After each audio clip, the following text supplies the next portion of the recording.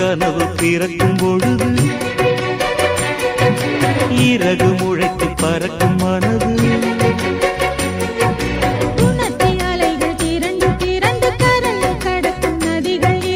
இமைதானே கண்ணை சேர்ந்தது எந்த இளநெஞ்சம் உன்னை சேர்ந்தது செம்பருத்தி செம்பருத்தி பூவை போல பெண்ணொருத்தி